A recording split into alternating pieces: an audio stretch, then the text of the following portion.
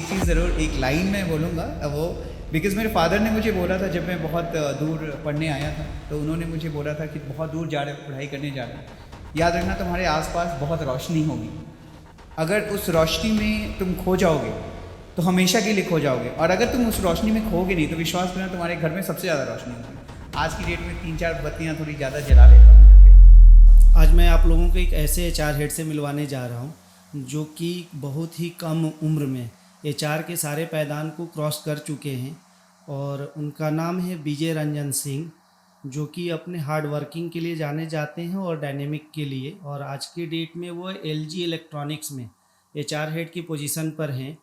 तो मैं सर से रूबरू आप लोगों को करवाऊंगा, और कुछ हम लोग कॉरपोरेट से रिलेटेड जो है वो सवाल मैं सर से पूछूंगा जो आने वाले जनरेशन के लिए और जो करंट में यंग लीडर जो काम कर रहे हैं उन सब के लिए काफ़ी ज़्यादा बेनिफिशियल होने वाला है। तो चलिए मैं सर से आप लोगों को रूबरू करवाता हूं। सर, सबसे पहले तो मैं ये जानना चाहूँगा कि आप इतना ज़्यादा डायनेमिक और इतना एनर्जेटिक कैसे? मैं आपको स्पोर्ट्स में देखूँ, आपको कहीं पर भी देखता हूँ या कॉरपोरेट में लास्ट 20-22 सालों से देखता हूँ, सेम एनर्जी के साथ हर प्लेस पर आप कैसे दिखते हैं? इसके पीछे कुछ राज है?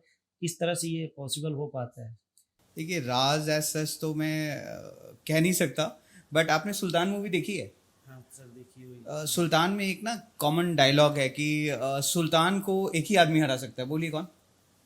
खुद सुल्तान। तो हम ना अपने अंदर के सुल्तान हैं, हम अपने अंदर के खुद राजा हैं, king, we are kings. And अगर हम अपने आप को खुद से हरा देंगे तो हार जाएंगे। तो हर रोज अपने आप से जीतने की कोशिश करो, बस एनर्जी अपने आप आती रहेगी। एलजी को बहुत पास से जानता हूँ। आपको भी मैंने बहुत सालों से देखा है कि आपने अपने नेतृत्व में, लीडरशिप में एलजी में बहुत सारे चेंजेस किए। उसमें बहुत सारी परिस्थितियाँ आई, ऐसी भी बनी होंगी जो काफ़ी ज़्यादा चैलेंजेस रहे होंगे। लोगों को चेंज करना ये एक अपने आप में, या सिस्टम को चेंज करना एक बहुत डिफ़िकल्ट टास्क होता है। तो आपने उस चीज़ों को कैसे किया, और दूसरा जो आपने चेंजेस लाए उससे आपके बिजनेस में, आपकी कंपनी के बिजनेस में ग्रो करने में क्या इम्पैक्ट आया उस चीज़ को लेकर? देखिए, एलजी में तो हाँ, मतलब काफ़ी सालों से मैं हूँ, और ऐसा नहीं कहूँगा कि मैंने ही बहुत सारे चेंजेस किए। मेरे से पहले काफ़ी लीडर्स हुए हैं जिन्होंने काफ़ी सारे बदलाव किए, मैंने उन बदलावों को कायम रखा, उसकी उसमें कुछ चीज़ों को और ऐड किया। लेकिन जो बदलाव एक शब्द है ना, वो अपने आप में चैलेंजिंग है। जब भी आप बात करते हैं कि बदलाव, तो लोगों के मन में आता है यार बदलाव होगा, बड़ा मुश्किल होता है टू एम्बाइब चेंज। अगर मैं 6 बजे उठता हूँ और कल से मुझे बदलाव करना है, 5 बजे उठना है, that becomes difficult for me, अपने आप को तैयार करना, प्रिपेयर करना। सिमिलरली, जब हमने बहुत सारी चीज़ें ऐसे छोटे छोटे छोटे छोटे बदलाव किए जो हमारे लिए, एम्प्लॉयज़ के लिए अगेन समटाइम्स डिफ़िकल्ट था चेंज को एम्बाइब करना। उसके लिए हमारा अपना एक कल्चर स्ट्रांग होना चाहिए, हमारी कैपेबिलिटी अच्छे से बिल्ड होनी चाहिए, एक प्रॉपर गाइडलाइन होना चाहिए, एक प्रॉपर सिस्टम प्रोसेस होता है कि किस तरह से आप बदलाव लाएंगे। ऐसा नहीं कि आज ला के रख दिया कल से मानो, स्लो और स्टेडी प्रोसेस से लाएंगे। तो ये सारी चीज़ों का पालन करते हुए बहुत सारे बदलाव हम धीरे धीरे लेके आए, माइंडसेट चेंज किया, और इसमें हमारा कल्चर का सबसे इम्पोर्टेंट रोल रहा। और जहाँ तक रहा कि आप कह रहे बिजनेस पे इम्पैक्ट, देखिए बिजनेस हमारा हमेशा बढ़ता रहा है, मार्केट में हमारा पोजीशन हमेशा ही स्ट्रांग रहा है। और अगर आप ऐसी चीज़ों का बदलाव लाते हैं तो आप कंपटीशन के साथ रहते हैं, लोग आपके साथ जुड़े रहते हैं, और जुड़े हुए लोग ज़्यादा अच्छा कंट्रीब्यूट करते हैं, ज़्यादा प्रोडक्टिव होते हैं, तो इससे बिजनेस को हमेशा ही फ़ायदा होता है। जो भी आपकी स्ट्रेटजी जो बदलाव की रही उससे आपके बिजनेस में काफ़ी इम्पैक्ट रहा। लोग साथ में आकर काफ़ी अच्छे से कंट्रीब्यूट किए, अपना जो भी योगदान है वो बढ़ चढ़ करके कंपनी को आगे बढ़ाने में दिया। जो भी 100% एब्सोल्युटली। सर, आज के डेट में जहाँ तक हम लोग जिस एरा में बैठे हुए हैं, आपने देखा होगा कि वर्क प्लेस का जो स्थान जो है वो हमारा एआई और डेटा जो है, डेटा फॉर्मेशन या डेटा जो इंटेलिजेंस कहें, चाहे डेटा बेस्ड जितनी भी चीज़ें हो रही हैं वो ले रहा है धीरे धीरे। इसमें HR, as a HR person या एचआर के लोग अपने आप को कहाँ देख रहे हैं, और आने वाले कुछ टाइम में उसमें एचआर का क्या रोल रहेगा, एचआर अपने आप को कहाँ सस्टेन करेगा? मैं इसलिए ये सवाल पूछ रहा हूँ कि जो अभी लोग हैं एचआर जगत में, और आने वाले जो एचआर के लीडर हैं, वो इस टेक्नोलॉजी में, जहाँ की टेक्नोलॉजी बेस्ड पूरा बनता चला जा रहा है वर्क प्लेस, वो लोग कैसे अपने आप को वहाँ पर देखेंगे और किस तरह एचआर अपने आप को खड़ा दिख रहा है वहाँ? देखिए, जहाँ तक रही एआई की बात, एआई एक इनएविटेबल है। एआई आना ही आना है और आ ही चुका है और बहुत अच्छी तरह से आना है। सो या तो आप इस रेस में रहेंगे या बाहर हो जाएंगे। सो रेस में रहने के लिए ज़रूरी है कि आप अपने आप को कितना केपेबल बनाते हैं। एआई ऐसा नहीं है जो बहुत सारी चीज़ों को काट रहा है। एआई ऐसा है जो बहुत सारी चीज़ों को एनहांस कर रहा है, बेहतरीन कर रहा है। बहुत सारे काम ऐसे हैं आपके जो नॉन वैल्यू एडेड काम होते हैं, मतलब जिस कार्य को करते वक्त या जिस काम को करते वक्त समय लगता है बट उसकी वैल्यू बहुत ज़्यादा नहीं है, उस काम को एआई और रिड्यूस करेगा। एचआर जहाँ तक है ना, HR is all about human angle, human touch. So human angle, human touch कभी खत्म नहीं होने वाला। It is most important. But AI क्या करेगा, इसी को एनहांस करेगा, आपकी प्रोडक्टिविटी को एनहांस करेगा, आपकी एनालिटिक्स को स्ट्रॉन्ग करेगा। आप जितना डेटा को एनालाइज करते हैं, आप उतना ही करेक्ट रिजल्ट निकाल सकते हैं, आप प्रेडिक्शन कर सकते हैं। कल को मेरा ऐसा बिजनेस सिनेरियो हुआ तो मेरे एम्प्लॉय में क्या चेंज होगा, मेरा अट्रिशन कितना बढ़ सकता है, मेरी प्रोडक्टिविटी को क्या होगा। आप बहुत सारी चीज़ों को बहुत आसानी से एनालाइज कर सकते हैं और रिपोर्ट्स बना सकते हैं, जो कि एआई कर सकता है। एज एन एचआर बहुत इंपॉर्टेंट रोल है इस एआई को समझना, इस एआई को अपने में एम्बाइब करना और फिर इस एआई को अपने एम्प्लॉयज़ तक लेके आना, धीरे धीरे उनको इस चेंज से एम्बाइब कराना, चेंज के बारे में बताना, समझाना। ये एचआर का बहुत ही प्रीमियर और की रोल रहेगा कि किस प्रकार से different types of training programs और capability enhancement program pertaining to AI HR कर पा रहा है। सो एचआर का सबसे इम्पॉर्टेंट और मेजर रोल इस एआई के युग में रहने वाला है। तो आने वाले समय में एआई आ जाए या कुछ भी आ जाए, एचआर अपनी जगह पर मतलब स्टैंड जहाँ कर रहा है वैसे ही करेगा और कुछ चेंजेस की ज़रूरत है। लोग अपने आप जितने भी लीडर्स है, एचआर को उसमें भी अपने आप को भी ढालना पड़ेगा। बिल्कुल। देखिए, क्या है ना कि जब कंप्यूटर्स आए थे ना, 90s के आसपास थे, तो बहुत सारे लोगों ने कहा कंप्यूटर आया नौकरी चली जाएगी, नौकरी चली जाएगी। अब कंप्यूटर आया तो कंप्यूटर बनाने वाले के, कंप्यूटर बेचने वाले के, हार्डवेयर वाले के, सॉफ्टवेयर वाले के, यहाँ तक कि वायरस बनाने वाले की, वायरस तोड़ने वाले की भी ज़रूरत हो गई, नौकरियाँ बढ़ गई। सो it is just a thought process. AI आपकी चीज़ों को एनहांस करेगा, अपॉर्चुनिटी नहीं ज़्यादा जाने वाली है। अगेन मैं बार बार रीआइटरेट करूँगा, HR is all about human resource. Human resource मतलब ह्यूमन बीइंग, इंसान, और एचआर उसी ह्यूमन रिसोर्स को टेक केयर करता है, टच देता है, एक फील देता है। So that will always be there. तो टेक्नोलॉजी को यूज करके हमें लग रहा है कि एचआर ज़्यादा अच्छा और ज़्यादा इम्पैक्टफुल और ये सब सारी चीज़ें बना सकता है अपने आप में भी और आगे आने वाले जनरेशन के लिए भी कर सकता है। सर, एक चीज़ मैंने देखा है एज ए एचआर हेड या मैनेजमेंट में, एक चीज़ें हमेशा चलती रहती है कि जब लोग छोड़कर जाते हैं तो तुरंत इमिडिएटली सोचने लगते हैं कि इनका स्थान अब कौन लेगा, कौन आदमी है।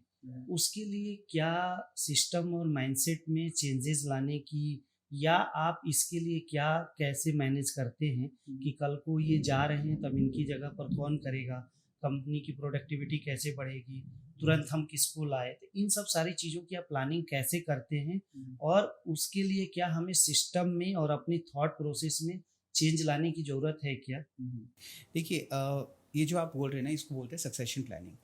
सक्सेशन प्लानिंग हमेशा बहुत ही क्रिटिकल रोल प्ले करता है, ना कि आप ऑर्गेनाइजेशन में, परिवार में भी देखिए, अगर हमारा बड़ा चला गया तो अगला बड़ा कौन होगा। सो हर जगह सक्सेशन की बहुत अहमियत होती है। हमारे ऑर्गेनाइजेशन में अगर आप देखेंगे, द बेस्ट पार्ट है कि all the senior leaderships are the one जिनको, जो कंपनी में पुराने एम्प्लॉयज़ रहे हैं, जिनको जो हमने सक्सेसर्स बनाए हैं।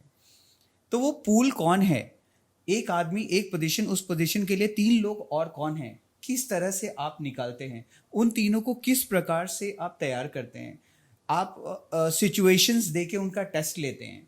उसके अलावा आपके इंटरनल सिस्टम्स कैसे हैं, जिस सिस्टम के थ्रू आप आइडेंटिफाई करते हैं कि इनका ये परफॉर्मेंस है, इनका ये रीजन है, ये इस जगह को बिलोंग करते हैं, ये लैंग्वेज है, ये कल्चर है, ये एक्सपीरियंस है, उसके हिसाब से ये इस चीज़ में इनकी जगह ये फिट होते हैं, तो उनको हमें ये ट्रेनिंग देनी है।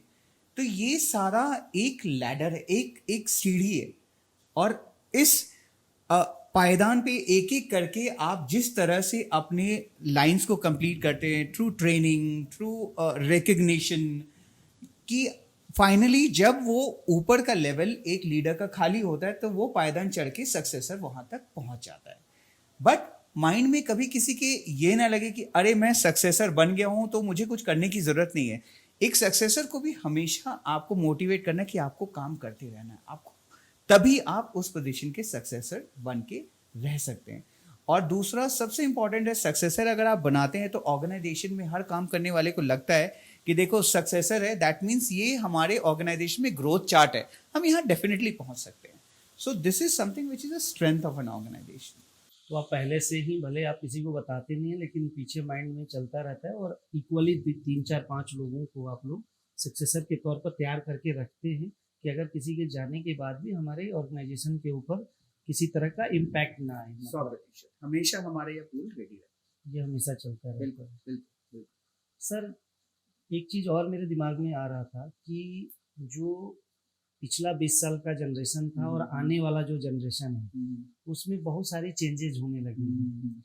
तो जो आज का जो जनरेशन है, जो कि नया लीडरशिप आ रहा है, उनको कैसे आप देखते हैं, और आने वाला जो फ्यूचर का जो लीडर होगा उसमें क्या क्या क्वालिटी ऐसी होगी और लोग उसको किस तरह से देखेंगे? मैं चाहूँगा कि as a HR, young HR leader के तौर पर आप इस चीज़ को थोड़ा सा इतने अच्छे से बताएं ताकि आने वाले समय के लिए और आज के लिए एक अच्छा मैसेज लोगों के पास जाए। देखिए क्या है ना, जेन जी कहते हैं हम। सो जनरेशन तो चेंज होंगी और हर जनरेशन के साथ थॉट प्रोसेस चेंज होता है। आज का generation Gen Z is they want to live every day. आज के दिन ही उनको जीना है, जो है उसे अच्छे से इस्तेमाल करना है, एंड जितना समय दिया है उतना समय देना, उसके बियॉन्ड नहीं देना है। There are certain things which Gen Z has, इसके अपने पॉजिटिव नेगेटिव्स है, उसमें हम नहीं जाना चाहेंगे, ना जहाँ हमें जाना चाहिए। We always have to look for positives.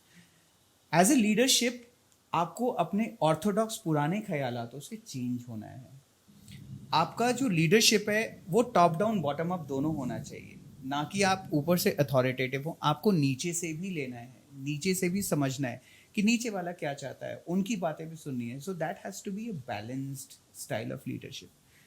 कोशिश कीजिए जेन जी के जितने भी आज चेंजिंग जनरेशन है, तो आप उनको इन्वॉल्व कीजिए अपने डिसीजन मेकिंग प्रोसेस में, उनके आइडियाज़ लीजिए, उनके थॉट प्रोसेस लीजिए, निगलेक्ट मत कीजिए। So that is something which is very very important for these kind of leadership. Open रहिए, ट्रांसपेरेंट रहिए। ये चीज़ें पहले भी हमेशा कहते थे कि रहना है और रहते भी थे, बट आज की डेट में ये अनिवार्य है, ये बहुत बहुत ज़रूरी है। अगर आप जेन जी के साथ रहना चाहते हैं तो आपको उन्हीं की तरह रह के, उन्हीं की तरह सोच के रहना होगा। You have to be collaborative, उन्हीं के बीच में अपने आप को भी रखना पड़ेगा। Absolutely, you have to be collaborative, don't be authoritative, you have to be more of a collaborative leader. और आने वाला अगला 10-20 साल जो है, 10 साल बाद की बात करें अगर, तो लीडरशिप को किस रूप में देखा जाएगा जो यंग जनरेशन के लिए? जो आपने देखा होगा कि जो पहले के जनरेशन थे उनको अगर हम बोले तो कुछ कुछ क्वालिटी होती थी कि इनको हम लोग इस तरह से डिफाइन करते हैं, इस तरह की लीडरशिप चला आ रहा है। जो इस तरह के जो लीडर, जो जेन जी वाले जो आ रहे हैं लोग, इनके लिए कैसा हम लोग आगे के लिए प्रेडिक्ट करें कि इनमें ये क्वालिटियाँ होंगी? देखिए एग्जैक्ट 10 ईयर्स का मैं प्रेडिक्शन तो मैं कर नहीं सकता, इतना बड़ा विजनरी भी नहीं हूँ मैं। बस मैंने अपने जनरेशन देखे, बट आगे का मैं एक दो चीज़ें ज़रूर बोलूँगा। आने वाले फ्यूचर में जो भी लीडर्स हैं वो डेटा में बहुत स्ट्रांग होने चाहिए, डेटा एनालिसिस इसमें बहुत ही स्ट्रांग होने चाहिए। बिकॉज जो जेन जी है उसके बाद वाले जो जनरेशन्स है वो डेटा में इतने स्ट्रांग होंगे कि वो आपसे सीख सके, तभी आप लीडर होंगे। तो डेटा और एनालिटिक्स में बहुत स्ट्रांग होने चाहिए, आपका डिसीजन मेकिंग बहुत ही फास्ट होना चाहिए, और again as I said collaborative leaders तो चाहिए चाहिए। और age will not be a number for leadership, no, that is what I think. अच्छा सर, मैं अब आपसे कुछ ऐसे क्वेश्चन पूछूंगा जो कि बस 1 लाइन में आपको उसका आंसर देना है, एकदम फटाफट के अंदाज में, जैसे लाइक उसको हम लोग रैपिड फायर भी बोल सकते हैं। तो कुछ एक पहला मैं जानना चाहूँगा कि कोई ऐसा लीडरशिप टिप्स आपको कहीं से किसी से मिला हुआ हो जो आपको रिमेम्बर हो, अगर आप शेयर करना चाहें। देखिए इसका तो 1 लाइन में नहीं दूंगा मैं आंसर, बट बिकॉज ये टिप बहुत इंपॉर्टेंट टिप मैं हमेशा शेयर करता हूँ। KGF देखा है ना आपने? KGF में एक लीडरशिप का डायलॉग है और ये बहुत ही ज़्यादा मुझे पसंद है कि जब आप आगे चल रहे हो और पीछे वाले लोग आपके साथ है, आपको लगता है तो आप कि मेरे साथ मेरे पीछे वाले लोग हैं, मैं आगे चल रहा हूँ, तो एक जंग जीत जाएंगे आप। लेकिन जब पीछे वाले लोगों को लगने लगे ना कि अरे आप आगे हो, हम चल रहे हैं, तो आप सारी जंग जीत जाएंगे. That means a leader is a one who creates leader. एक लीडर वो होता है ना जो लीडर को क्रिएट करता है, लीडर को बनाता है. वो होता है असली लीडर, जो अपने पीछे 10 को लीडर को तैयार करे, ना कि इनसिक्योर हो कि अरे ये लीडर बन जाएगा तो मेरा क्या. सो मेरा केजीएफ का ये जो डायलॉग है ना, जबरदस्त, मुझे हमेशा याद रहता है. अगर सर मैं आपसे नेक्स्ट सवाल पूछूं, अगर कि सक्सेस को अगर आपको वन वर्ड में डिफाइन करना हो तो क्या आप कैसे? Impact, no doubt. आपकी सबसे असरदार जो प्रोडक्टिविटी हैक क्या है आपके लिए? Breathe, refresh, work hard, breathe again. और दूसरा एक चीज़ और, जितना काम का समय है उस पर काम करो, जो उसके बाद का समय है उस फुल ऑन लाइफ जियो. तभी आप इतना एनर्जेटिक ऑल टाइम दिखते रहते हैं बार बार नजर लगा रहे हैं आप मुझे. सर, एक कॉर्पोरेट वॉच वर्ड जो आपके लिए चुपचाप पसंद हो, कोई ऐसा एक कॉर्पोरेट वर्ड जो है, वॉच वर्ड जो बोलते हैं, जो आपको काफ़ी पसंद हो? देखिए बज़वर्ड्स तो बहुत सारे हैं, बट एक चीज़ जो मुझे बहुत ज़्यादा पसंद है, जब भी लोग बोलते हैं कि ही इज़ लाइक अस, वो हमारे बीच के ही है, हमारे जैसे ही, मुझे ये बहुत पसंद है. सुबह उठते ही आप सबसे पहले क्या करते हैं? सुबह उठते ही सबसे पहले मैं ओम चैंट करता हूँ, और उसके बाद पानी पीता हूँ और yoga. These 3 things are mandatory. Daily का ये रूटीन है। बिल्कुल. अगर आज की जो कॉरपोरेट हैं, अगर उसके कल्चर को अगर वन लाइन में अगर आपको डिफाइन करना हो तो कैसे करेंगे? Mindset, one word, mindset. Culture is all about mindset. Leader की में वो कौन सी एक कोई बात है जो आपको सबसे ज़्यादा खटकती है? ऐसे तो देखिए बहुत सारी बातें बहुत सारे लोगों की होती है, सो खटकती है. बट समबडी जो बहुत ज़्यादा डिक्टेटर हो या अपनी बात को ही सोचे कि मैं ही सही हूँ, वो गलत है. बहुत बार हम अपने बहुत सारे जूनियर से बहुत चीज़ें सीखते हैं. सो हमेशा ओपन रहना चाहिए, ये मुझे बहुत खटकता है. एक कोई ऐसी बुक जो कि हर लीडर को पढ़नी चाहिए आपके नज़रिए से? The power of subconscious mind, which is a very very very good book. Joseph Murphy ने ये किताब लिखी है, and it is all about your subconscious mind. कोई चीज़ आप बार बार सोचते रहेंगे ना, किस तरह नेचर इसका साथ देता है आपको उस चीज़ को करने में, और सक्सेसफुल होता है. सो this is something which I would always suggest. उससे पॉजिटिविटी बहुत ज़्यादा है। बहुत ही ज़्यादा, बहुत ही ज़्यादा. आप किस चीज़ में ज़्यादा बिलीव करते हैं, विजन में या एग्जीक्यूशन में? देखिए विजन और एग्जीक्यूशन दोनों एक साथ चलते हैं. एक साथ विजन एक अगर हमारा मंजिल है तो एग्जीक्यूशन वो रास्ता है. बट एग्जीक्यूशन ज़्यादा मोर इफेक्टिव होना चाहिए, बिकॉज अगर एग्जीक्यूशन नहीं हुआ तो कोई भी चीज़ कंप्लीट नहीं होगा, वो आधे में ही रह जाएगा. So execution is very very important. दोनों एक दूसरे के पार्लर, मतलब बिल्कुल बिल्कुल कह सकते हैं कि एक दूसरे के बिना अधूरे हैं। हाँ बिल्कुल. मतलब एग्जीक्यूशन और विजन, दे आर बोथ बोले तो इंटरलिंक टू ईच अदर. अगर मैं बोलूँ तो कहते हैं half executed idea is like a lost opportunity. अगर एक आइडिया जैसे हम आधा ही एग्जीक्यूशन किया तो एक मौका है जो छोड़ दिया हमने. So it's always like that. दुनिया विजय सिंह सर को सिर्फ एज ए HR हेड जानती है, कुछ ऐसा हिडन टैलेंट जो आज दुनिया आपको उस चीज़ को नहीं जानती है और आज इस मंच पर आप उनको थोड़ा सा बताना चाहें?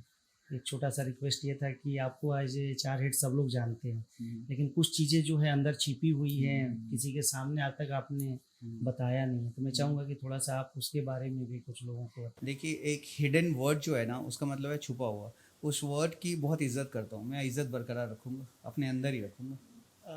कुछ हिडन ऐसी होती है जो कि नहीं बताने वाली होती, लेकिन कुछ हिडन में ऐसा भी होता है कि जो लोगों को बताने से कुछ ना कुछ उनको भी यंग HR लीडर्स या मतलब एज ए कॉर्पोरेट लोगों को सीखने को मिलता है. तो मैं नहीं चाहूँगा कि जो दबे हुए राज हैं कोई वैसा बताइए आप, लेकिन कुछ वैसे भी राज ना हो.